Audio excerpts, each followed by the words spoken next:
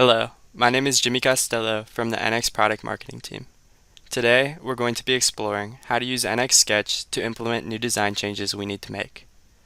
More specifically, we are going to investigate how to create sketches on desired planes, fully dimension our sketches, and take our sketches into actionable design changes. We are starting with this copy machine, and there is a complex component that I would like to add an additional face onto. Once we've isolated the part we want to work on, we can begin by selecting Sketch from the left side under our Home tab. Doing this will open a new window where we can select the location of the plane we will use to create our sketch. For simple sketches, the inferred option is usually the most efficient way to determine your sketch plane. However, many instances will require a more complex plane location. To select a more unique plane location, we can begin by changing our plane method from inferred to new plane. Here, we can select an existing plane, or we can opt to choose the Plane Dialog button.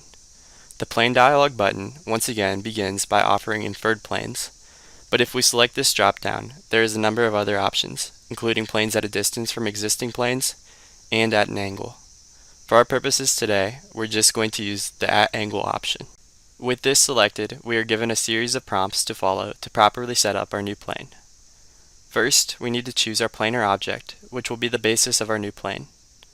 Next, we must select the axis our plane will be rotated around. And the last step is choosing the angle we want our plane to be at, relative to our initial planar object. Once we're set, we can choose OK, and we can select our axis and origin point. The sketch orientation option is currently set to horizontal, so that means we are going to be choosing a vector to use for our x-axis. For this scenario, we can just choose our axis of rotation from before. And for the sketch origin, I'm going to select the corner of this part. With the plane, orientation, and origin now set, we can begin to work on the sketch we want to produce.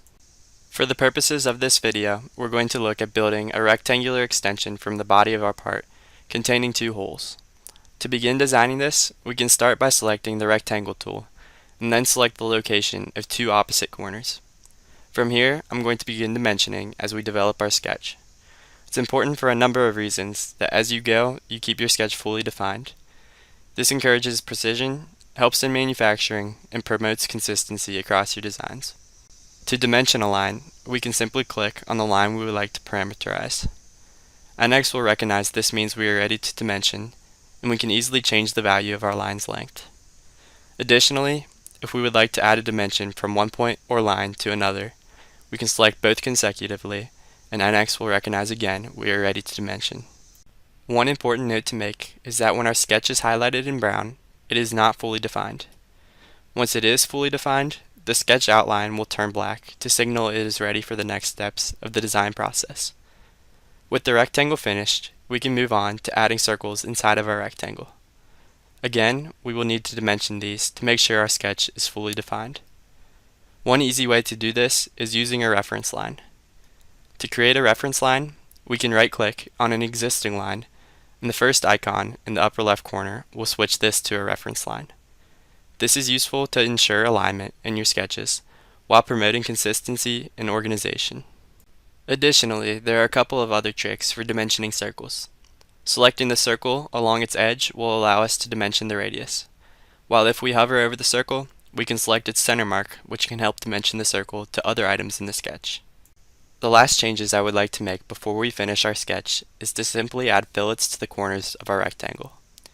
To do this, we select the fillet tool and enter our desired radius. If we click and drag across each corner, the fillets will automatically populate in with a dimension on the first corner.